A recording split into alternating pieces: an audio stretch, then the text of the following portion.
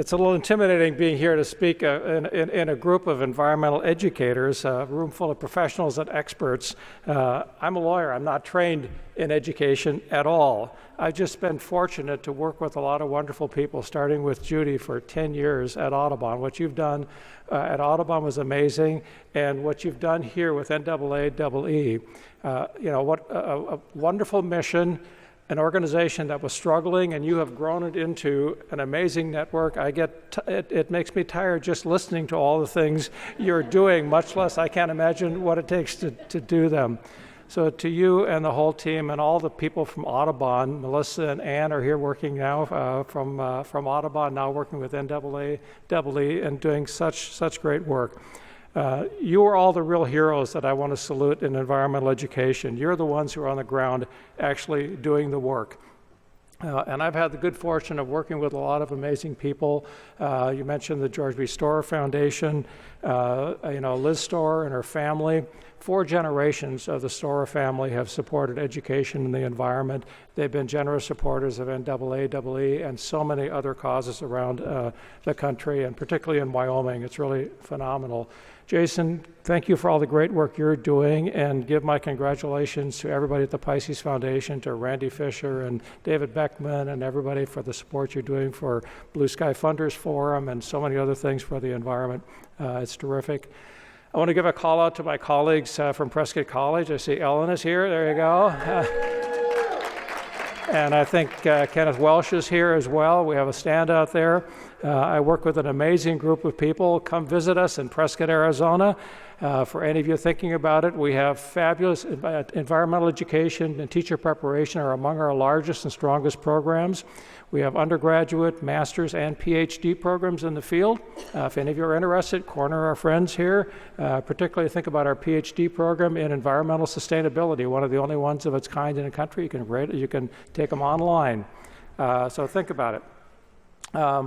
I really want to, as Judy said, recognize the people at Audubon who did so much with me in environmental education. I want to give out a little call out to Patty Bailey. I don't think she's here, but she's the person who first showed me the importance of early childhood, nature-based early childhood education. She created the first nature preschool at the Schlitz Audubon Center in Milwaukee. It really showed me what can be done in that field with young children. And it was built at what is the largest, at that time was the largest nature center in the country. I think it's amazing we can build a large nature center for children and name it for a beer company, and everybody's okay with it. Only in Milwaukee, I guess. But, Jason talked about narrative here and telling stories, so I'd like to start tonight by asking you, what's your story? Most environmentalists I know have a personal story to tell about what first inspired them to care about nature. It's typically an experience in the outdoors. It might be camping, hunting or fishing, summer camp. It might be some unexpected encounter with wildlife along the way, any number of things. Think about it. I'll bet most of you would have a story you'd love to tell. And I'll bet most of you could describe it in detail and draw a vivid picture of it, even though it probably happened years ago, maybe decades ago. Mine started growing up in that family dairy farm that Judy mentioned back in central Minnesota. There's a patch of woods out behind the barn that was so rugged and rocky that it never got converted to row crops, so it stayed in woods. It's only about 40 acres, but to me as a 10-year-old kid, it was a vast wilderness, and it was a wilderness to be explored. And exploring is just what I did out there. I spent nearly all my free time out there building teepees and forts and playing childhood fantasies, generally harassing every squirrel and chipmunk and bird I could find. For me, that's where my imagination could run wild, and it's where I first connected with nature and where I connected with myself. So fast forward about 20 years, and I'm living in Washington, D.C. I'm working as a lawyer at the Nature Conservancy. That's where I met Jane. And Jane was living in Georgetown. She had a career in D.C. And after dating for about a year, I took her back to Minnesota. We went out to the farm where I grew up. and we took a hike out to that woods behind the barn. And I explained to her that Chee had gotten to know me as an environmental lawyer in Washington, but this patch of woods is what I'm really all about. So full disclosure, this is a core part of me that's never going to go away. So with about 30 Holstein cows looking on, I asked her to marry me. It was a long way from Georgetown and DC, but she said yes. So, 35 years ago, that's what happened, and we're still married.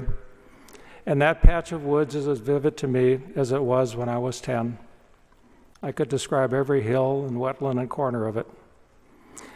It really wasn't until much later that I realized that I'm not alone in this experience, that most environmentalists share a personal experience in nature that serves as their creation story, the thing that triggered their conservation values. Unfortunately, many of us who were involved in the early environmental movement back in the 60s and 70s kind of forgot that lesson. We didn't fully understand and appreciate back then the importance of those personal experiences that instill values that motivate us. We thought that an intellectual understanding and the scientific facts would be enough to motivate people to care about the environment and to take action. We focused on the head over the heart. And to many of us, a long time understanding that it took us a long time to understand that people are both head and heart, and that an emotional connection to nature can motivate us to act as much as an intellectual understanding of the facts. In those early years, we were also focused on the overwhelming threats to the environment at that time. A brown haze hung over most cities. Rivers were so polluted that some famously caught fire. DDT saturated our waters, and peregrine falcons, bald eagles, osprey, pelicans were on the sliding right into extinction. Development was running unchecked, and natural areas were disappearing fast. We were in the battle for the survival of our natural world, and in that battle, we believed that real men, and sadly back then, it was mostly all men, real men litigate, lobby, and do big real estate deals. Environmental education was for wimps. The results were too distant and too hard to measure. The urgent crisis du jour was always more important. When I started my career at the Nature Conservancy back in the early 70s, we had a small environmental education program, and I still remember the meeting in our Roslyn headquarters office where we decided to eliminate the program, to focus all of our resources on endangered species. We could do environmental education later, we told ourselves. Well, big mistake. TNC has done and continues to do important and needed work, but there's always a new urgent crisis that was more important. Environmental education always ended up a second-tier priority. TNC wasn't alone in this. That was true with most national environmental organizations for decades. Meanwhile, the country was changing. It was rapidly becoming younger and more diverse, and while most national environmental organizations remained mostly white and getting older, the face of environmentalism no longer reflected the face of America. And with that, political power was shifting to younger and more diverse constituencies. Diversity was no longer just the right thing to do, it was essential to the success of our mission. That's when I began to appreciate the essential role of environmental education in the environmental movement. It is by far our best vehicle to attract younger and more diverse communities to environmentalism. It's how we build future generations of people who will care about the environment and take action. And that's when I decided to move from TNC to the National Audubon Society. Audubon had a long history of environmental education as a core part of its mission. My goal there, as Judy mentioned, was to expand that part of Audubon's mission and to make it a leader in building the next generation of environmentalists. I wanted to start by creating more opportunities for children and families to connect with nature close to home. I realized that kids today didn't grow up on farms like I did. They live in cities with fewer opportunities to appreciate and explore nature. So we set out to build a network of Audubon nature centers focused primarily on urban communities. We ended up creating, as Judy said, over 40 nature centers around the country, and about a dozen of them are in low-income, diverse communities. Most of those urban areas didn't have natural areas to start with that were left. So we needed to first work with communities to actually find a piece of land and recreate nature. In Dallas, for instance, we identified a site along the Trinity River that had been used as an illegal landfill. It was polluting the river and it was polluting the local neighborhood community.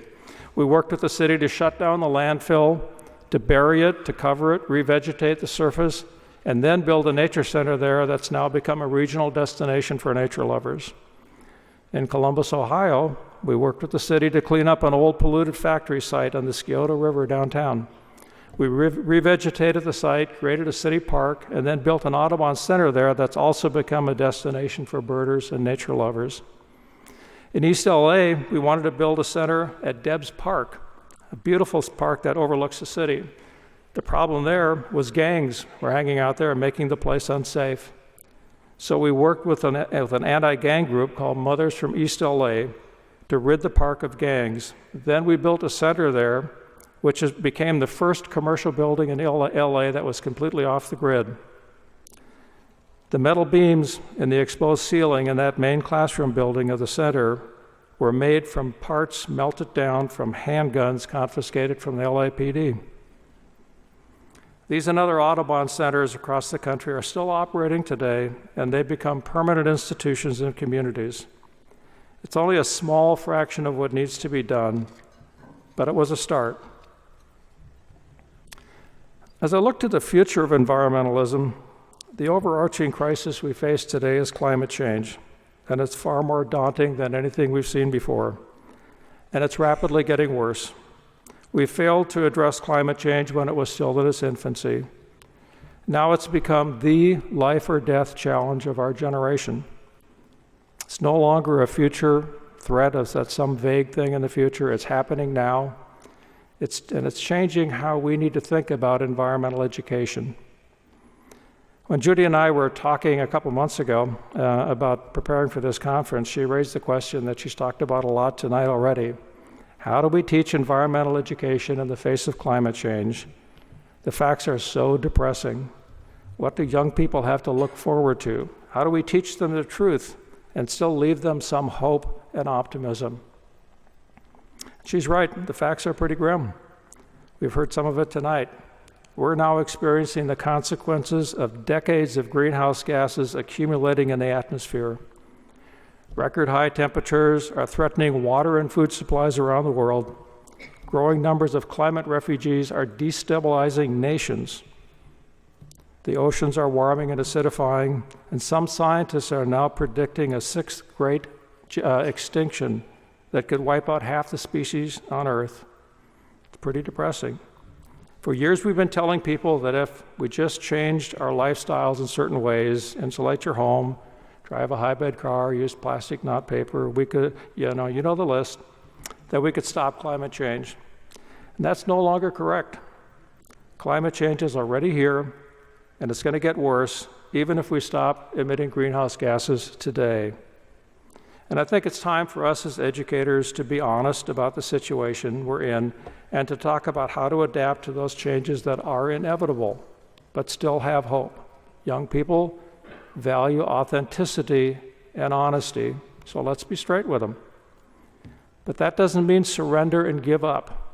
On the contrary, it needs to be a wake-up call, a call to action, not surrender. It doesn't mean that small things we do in our daily lives don't matter. They do matter. They matter a lot.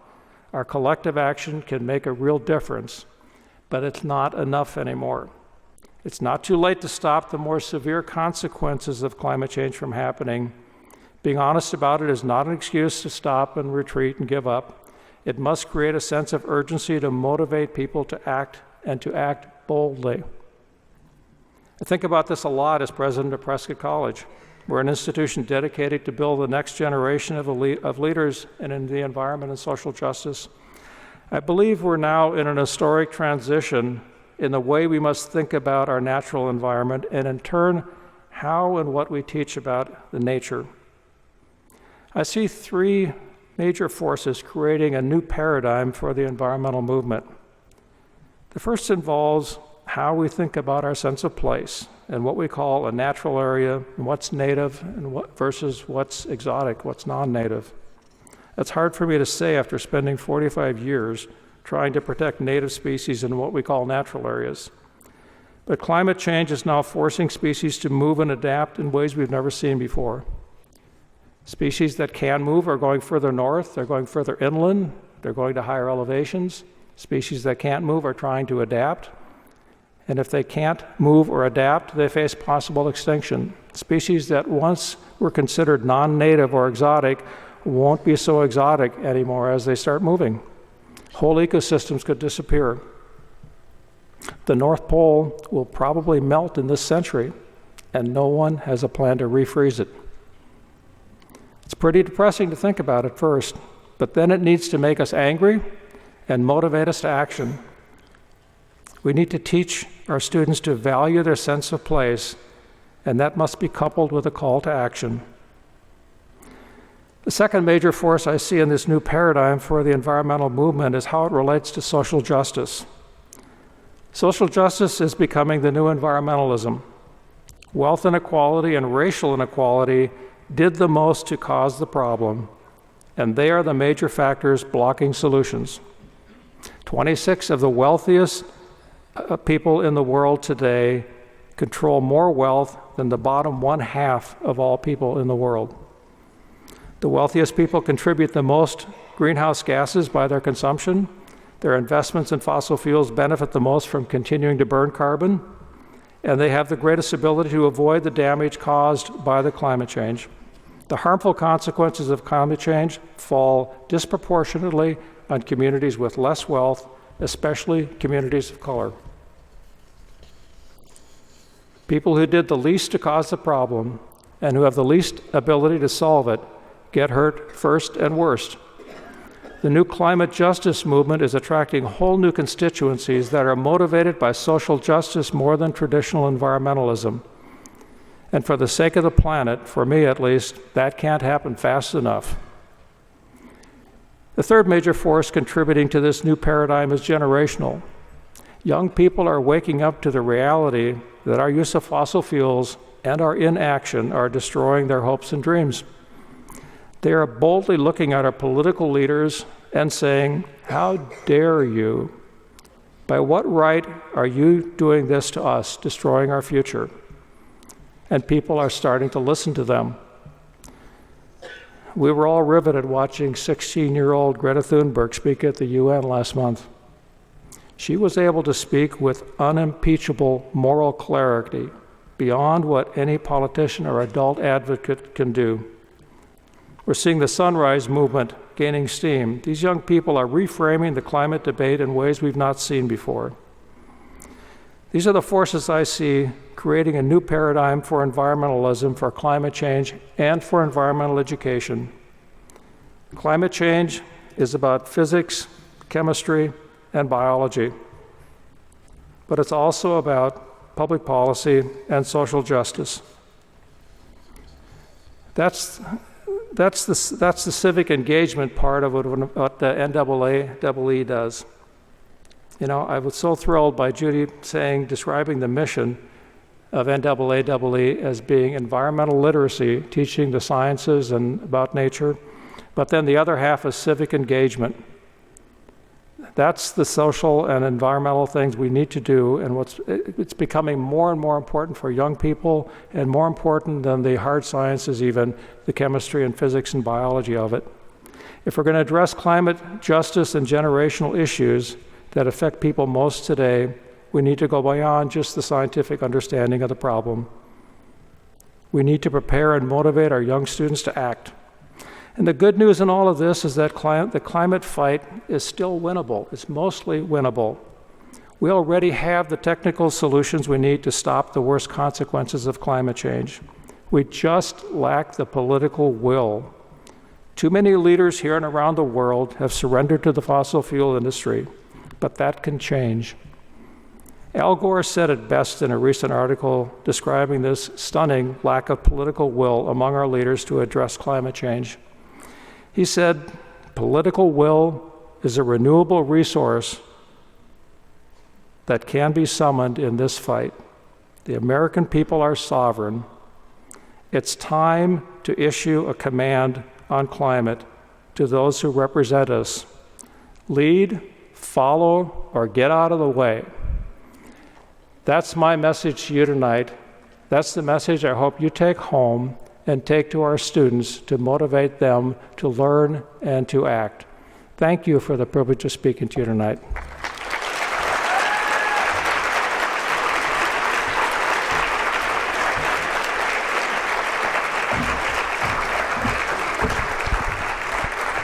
John, thank you so much. And as you know, we have two of our 30 under 30 honorees who are going to come up and ask John some additional questions before we end and present John with a Lifetime Achievement Award. So first, I would like to have Dyson Chee, who is a 2019 EE 30 under 30 awardee and founder of Project Ocean Hawaii, an initiative to tackle the issue of plastic pollution in Hawaii. He grew up completely surrounded by ocean and came to love it.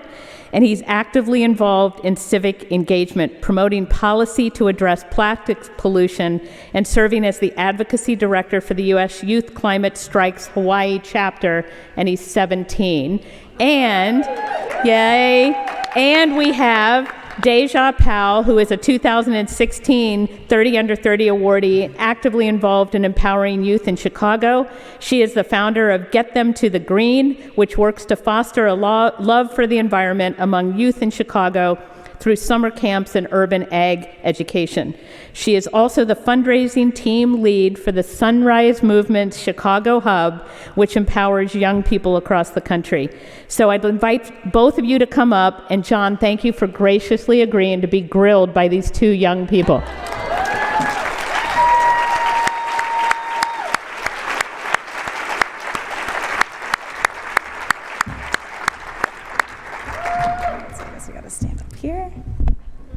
Hello, everyone.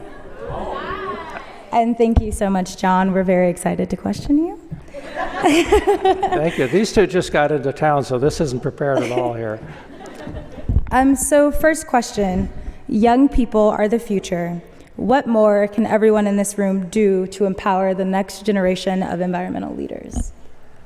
I think we need to get young people to act, to not wait for some other thing to do, to think about what you can do right where you are today. So what's the thing that's right in front of you that you can do today where you can make a difference, and just start doing it. And if you can get that done, it'll lead you to the next thing. But find something that's right close to home, that you're familiar with, that motivates you, and just do it. So we're talking about how do we stay hopeful in the face of all these environmental, social issues that we're facing today. How do you stay hopeful in face of these issues? I stay hopeful when I see people like you. And I really mean that. You know, I think of what our generation did, and we made some progress, but we didn't get the job done. But when I see the energy and the creativity and the thoughtfulness that's coming from the 30 under 30 group and so many other young people today, I just say, I want to get out of the way, and you go run with it. Just run with it, and you'll figure it out. You're all smart enough and creative enough, and you'll figure it out. And so environmental education is very important. It's probably why a lot of us are here. But so how do we get more people to take that knowledge and take that information and act and get involved with activism and become more civically engaged? Well, I think that's a good question. Thank you. And I think the best list I've seen is what I heard Judy talk about early on when she was running through all the things that NAAEE is doing. It's just amazing. I was sort of dumbfounded sitting in my chair looking at that list. It's an amazing list, and I hope all of you were taking notes. I mean, you're the people that need to go out and do that. Figure out what part of it you can do, go back to your community and just do it, and do it aggressively and do it boldly. You know, if there's anything, as I look back on my career, if I ever have anything I regret, it's that I didn't act boldly enough. So my advice to you is do it now, do it in your community, and do it boldly. So be gung-ho. Yeah. So one question that I was really wondering is, right, I've grown up in a time where like the current environmental issues are the ones that I grew up with. How has environmental education evolved for you? How has it changed over the years? And like, why has it changed? And what kind of hope does that give you? Well, it changed for me just by experience. I'm a slow learner. It took me years to figure it out. And it happened because I realized that if we don't, education is the best vehicle to bring a broad spectrum of young people into environmentalism. As I said earlier, the environmental movement that came out of the 60s and early 70s was pretty much white middle class. And our lack of focusing on education kind of kept it that way for much too long. And all of a sudden we realized that we don't look like America anymore, and we don't have the influence to make the public policy changes that need to be made. And environmental education, everything NAAE is doing, I mean, look at the diversity of this group here, it's amazing. That's the cutting edge of environmentalism going forward. And we need a wide diversity of people, particularly young people, talking about your future. We are genuinely talking about your future, your health and safety, the world you have to live in, and you need to just tell the older people in charge that this is your future and they have no right to screw it up for you. And be blunt and direct about it.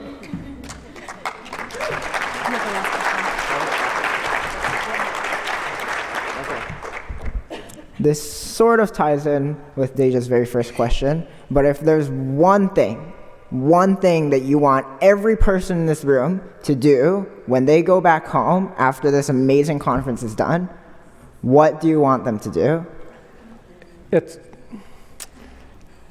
the one thing that's in front of you in your community, and it's going to be different for everybody.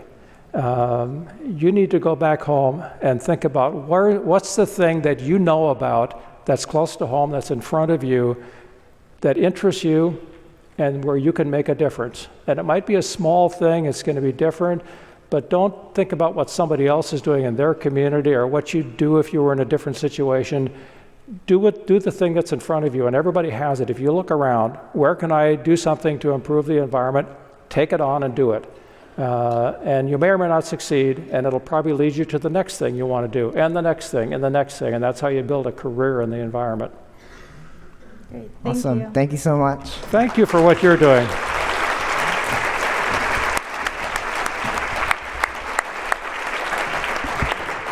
So John, thank you for your remarks, and you need to stay close because the final piece of the evening is going to be presenting you with a well-deserved award. And Dyson and Dejah, thank you so much for the questions. Yay. You guys did a great job and really important questions. And thanks for all the thought you put into that. So thank you. So now, John, it is a great honor and privilege to present you with a Lifetime Achievement Award for your lifetime work to protect the planet and to support environmental education. As John's COO at Audubon and the former Deputy Administration of EPA, Bob Perciasepi, said, "Congratulations, John, on this recognition of your amazing contributions. Because of the work you have done throughout your career, millions, that's right, millions of kids and adults have been connected to nature in wonderful ways, not only walking and hiking, but very importantly, learning about their world. We will need the people you reached as we still haven't figured out the right path to protect the planet. And I am betting some who have been touched by your work will help us figure out a path forward. Congratulations again on a well-deserved award for all you've done." And Randy Fisher, the co-founder of the Blue Skies Forum, Funders Forum, and a trustee at the Pisces Foundation, wanted to extend her warmest congratulations for all you've done to further the field of environmental education. She said you are an incredible leader and have been instrumental in inspiring so many others. And finally, we have a short video from Liz Storer, the head of the Storer Foundation, and John's the chair, to add her congratulations. Hi, John. We want to congratulate you on your well-deserved award. You have done so much for conservation and education and kids everywhere. On behalf of everyone at the George B. Storer Foundation, we extend our congratulations and thank you for all your hard work. So John, if you would come up to accept your Lifetime Achievement Award from NAAEE. You are so great. You are so great. And we can get photos. Hey, look at this.